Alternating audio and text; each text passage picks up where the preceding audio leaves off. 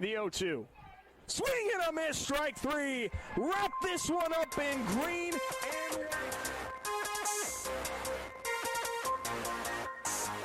Hello, RailCats fans, and welcome back to another edition of the RailCats Talk podcast. I'm your host, Kyle Savedich, and welcome to the new year, even though we're about 10 days into the new year.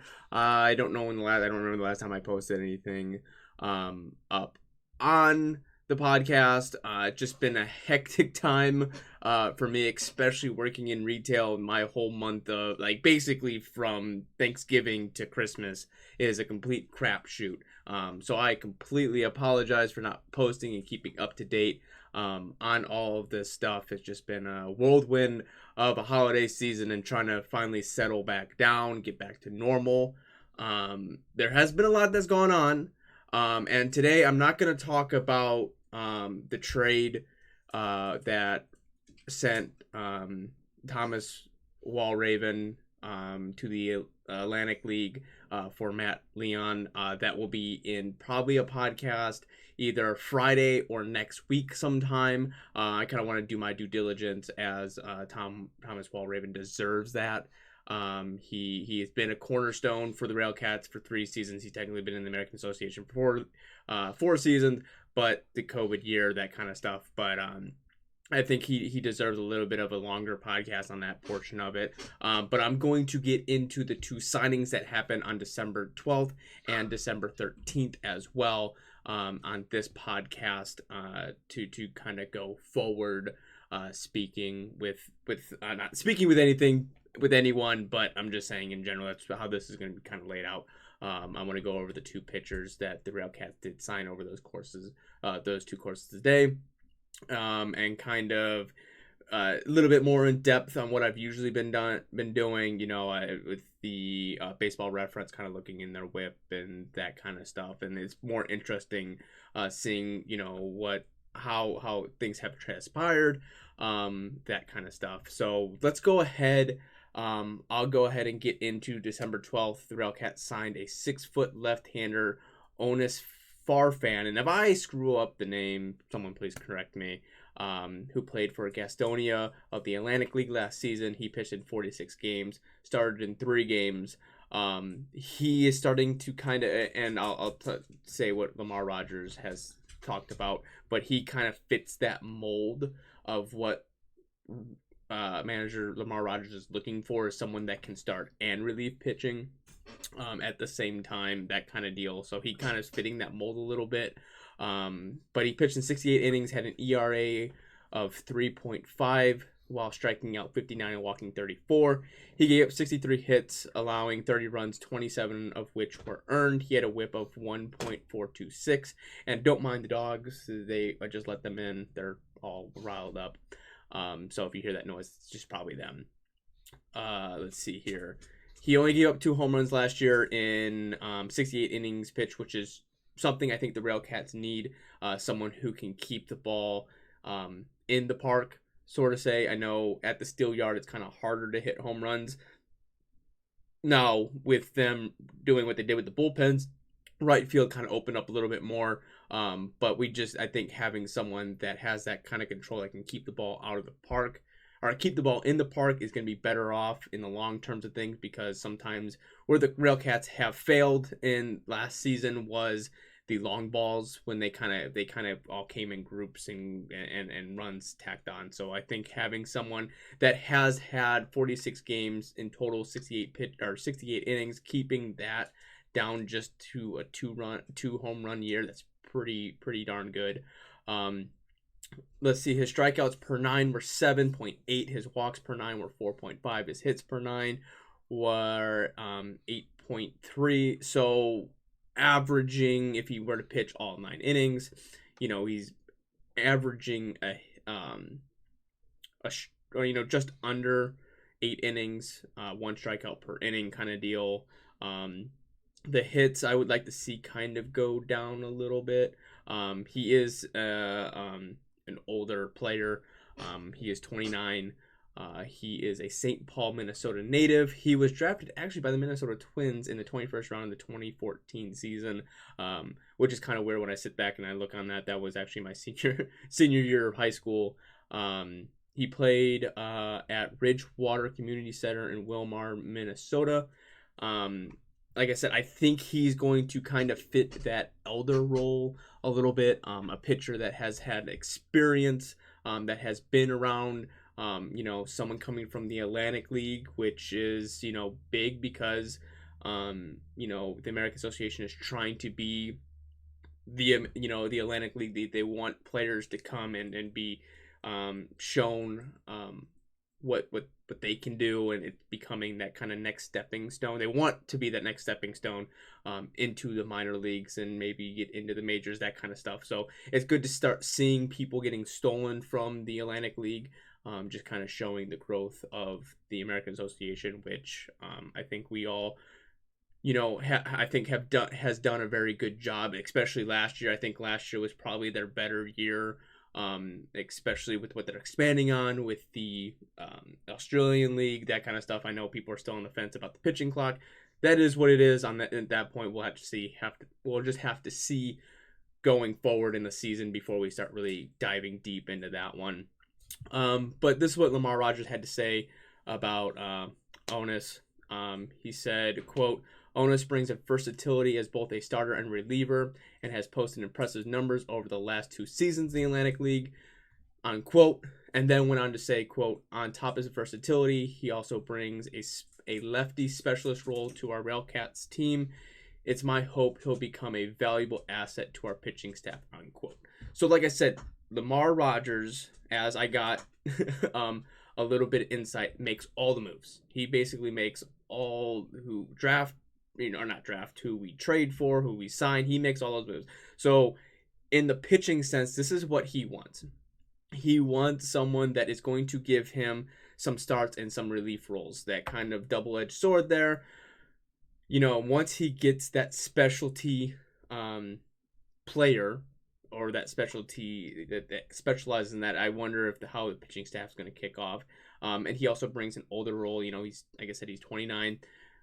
He's going to be one of the older players on the team. It's going to be interesting to see his ability to bring professionalism to the RailCats. I think the RailCats got a taste of it. I think the young team got a taste of that last year, especially with Lamar Rogers coming in, having the background he did, coming from Houston, that kind of stuff. He brings that professionalism to him. Like I said, I just wonder what kind of professionalism Onas is going to bring to the team, what nuances he can give to the players, especially the younger players, that kind of stuff. So I'm excited to see that one. He's an older gentleman, an older player, that kind of stuff. So it'd be interesting. So it's so hard to, I can't tell if this player is a really good player or a really bad player. You can't really do that just looking at numbers sometimes. You can to a certain extent, but coming from different leagues, things like that. Like I said, I think Lamar Rogers has an idea what he was, and I think some of the stuff is impressive, and he has been impressive with the people that he has brought in. I just finding the key pieces to make the engine really start going, because like I said, the RailCats, I believe, can compete. If it's not next year, the year after, they're just trying to build that culture, which I think Lamar Rogers has done perfectly well. Then going on to December 13th, the RailCats also signed a 6'4" right-hander, DJ Wilkinson, who played for Florida A&M Rattlers in the Middle East Athletic Conference last year. That's obviously NCAA. Now, I think in the RailCats post about it on their website, he did play for Troy and Pensacola, but I did not see that in Baseball Reference, so I don't know if the numbers just weren't there, if they just don't take those numbers, so I don't have any of those numbers. I didn't take any numbers from Troy, but it looked like he did decently well with Troy. Troy, I think, is a step up, sort of, maybe, from Florida A&M, but I don't know how, baseball is different than any other sport, or any other sport out there, so it's just kind of hard to decipher which one would have been better, or transfer or whatever the case may be. He started in where he played and started in 15 games. He had a record of 5-6. He pitched 74 innings, had an ERA of 5.69, 83 strikeouts while having 33 walks, having a whip of 1.587. He gave up 85 hits, 68 runs, and 47 which were earned. Just kind of looking at that realm of things, that's why sometimes numbers are kind of a misleader. I mean, he gave up 68 runs, but 47 of them were earned. So I don't know how well the defense was behind him, how many errors, that kind of stuff. So it's interesting to see, how he will do. There's one concern I have with him is maybe his control. He does have quite a bit of he hit quite a few batters. He had a couple wild pitches, that kind of stuff. So I'm interested to see how that's all going to unravel itself when he comes in. I think I have him in the NCAA, and then I think he played in the draft year, amateur draft. So I think his numbers were a little bit better, but I think I have that towards the end. I'm just going through his Florida A&M statistics right now, and this is what I was talking about. He had he hit 8 batters and had 16 wild pitches. He also gave up 8 home runs. So within those 15 starts is quite a bit, in 74 innings in the grand scheme of things, maybe not terrible giving up 8 home runs. He is also still pretty young. He is 24. So he's just kind of fresh coming into it. So this is probably his first real taste of professional baseball. Which I think, being 6'4" and being a righty that averages 93 to 98 miles an hour. I'll have to scroll down and see exactly. But he has the speed. It's just about maybe honing that in and to become a really good pitcher, which, another big pitcher is always something good as well. Just kind of control him in. So I wonder how the veteran pitching staff is going to kind of mold him and what they're going to do with him as far as that. His hits per 9 were 10.3, so that's something, maybe he needs a little bit more deception on the ball, maybe in his throwing motion. I don't know what kind of repertoire he has, if he's just kind of a fastball, changeup, curveball kind of guy, what he has in his repertoire, so that kind of stuff. His home runs per 9 were 1, so he was averaging basically 1 home run per game, which isn't necessarily a terrible thing. It just kind of depends on the situation. His walks per 9 were 4. His strikeouts per 9 were 10. So, his walks, when I talk about Onas and then I talk about him, I think it's a different kind of realm that they're both kind of working in. Onas was probably put in more high pressure situations being a reliever. So sometimes you get those walks and stuff like that, you're trying to pitch around a certain guy, that kind of stuff. So like I said, it's kind of different when you're trying to take the two pitchers and try that. It's so hard about pitching staffs is you don't know the situation that the pitchers are put in. And that kind of stuff. I understand, like, if a relief pitcher comes in and he gives up 4 home runs, or not, if he gives up like a grand slam, whatever, only 1 run's going to count against him. But, or even on the flip side of that, you leave a guy on first and second, 2 outs, and then pitching. There's just always different things that kind of coincide. Pitching is one of those ones that's so hard to decipher how good the guy actually is, and what the situation that he was put in. So like I said, he's 24, very young, seems very promising, being a 6'4", 24-year-old.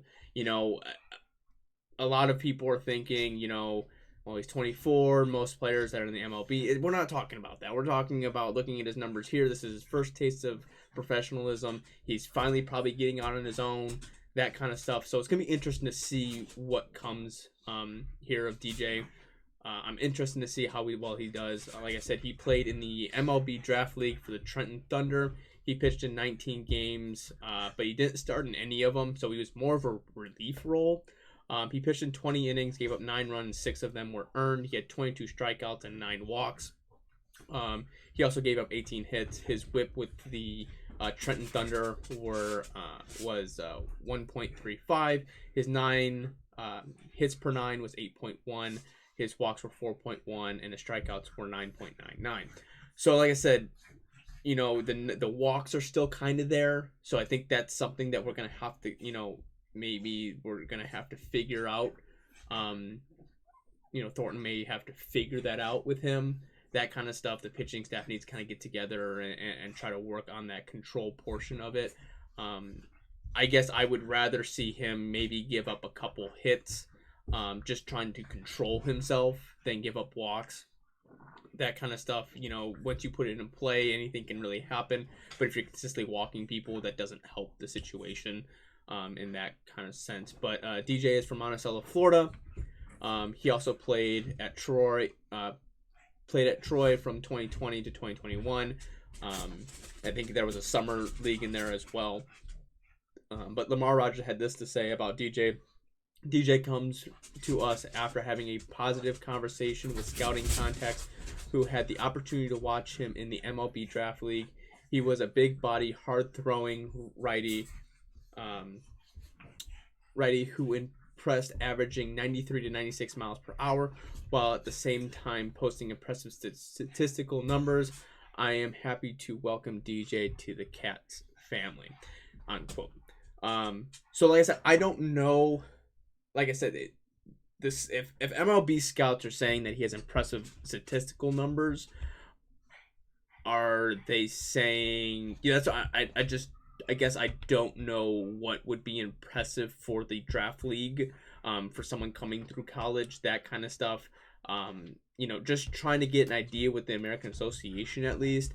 It seems like that 3 to 4 range of the ERA at least is where you kind of want to sit at to be a dominant pitcher in the American Association. So like I said, I don't know exactly what statistically, what, not saying that whatever his numbers are statistically aren't good. I mean, I think they are halfway decent. I mean, especially having a whip of, just, almost 2, but under that.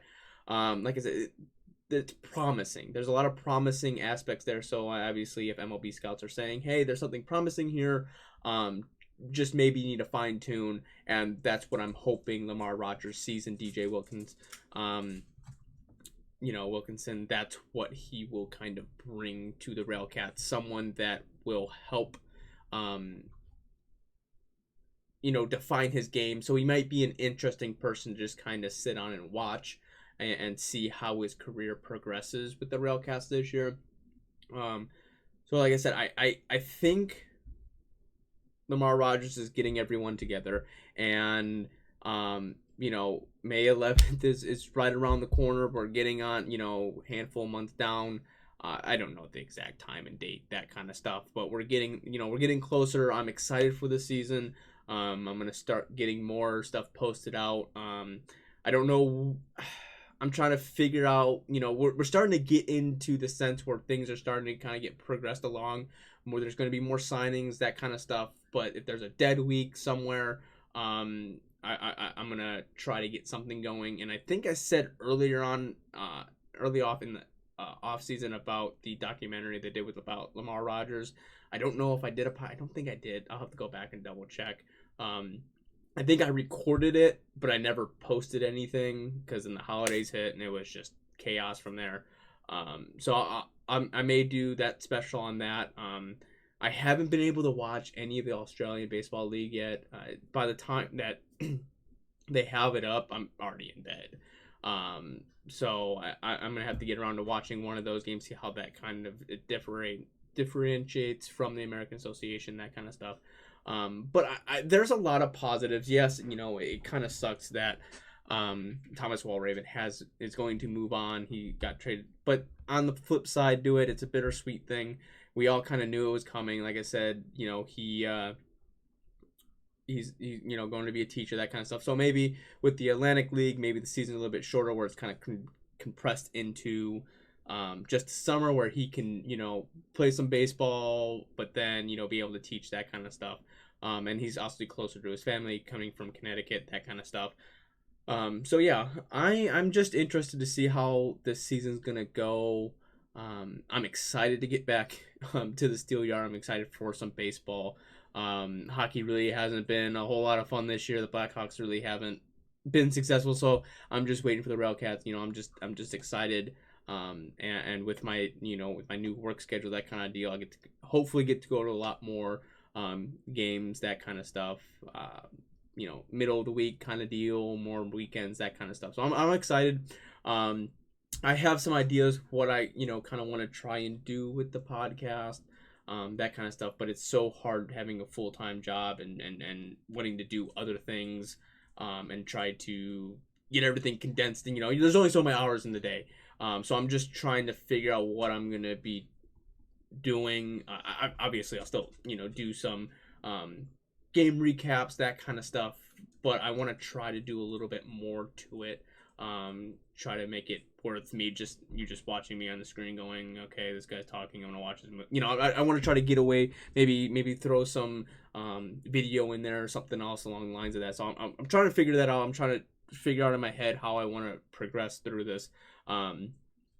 But that's going to wrap it up. I'm pretty sure I'm recording this on a Tuesday. But by the time it should be Wednesday. If it's not Wednesday, then it's going to be Friday. So it's either going to be the 11th or the 13th. This is coming out. Who knows? Sometimes I can't make up my mind or what happens, real world stuff, that kind of stuff. But like I said, I appreciate all the support from everyone that does, stick around, watch the videos, listen to the podcast, comment on stuff. I really do appreciate it. It keeps me motivated to keep doing it. I know I haven't kept my end of the bargain up like I said I was going to.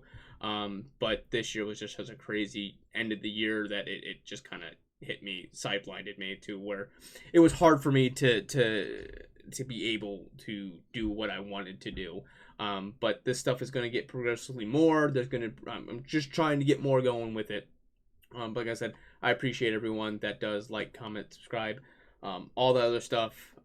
If you haven't, be sure click the link down below or the little subscribe button. Follow me on Twitter. Follow me on Facebook. Those are the two places where I mostly put my stuff down on.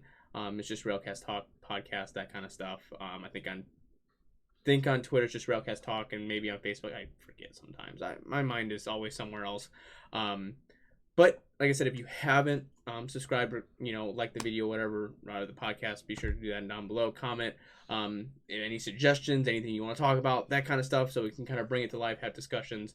But that's going to wrap it up for me. I'm your host, Kyle Savage, and this has been the RailCats Talk podcast. I hope you enjoy the rest of your day, rest of your evening, whenever you're watching this, and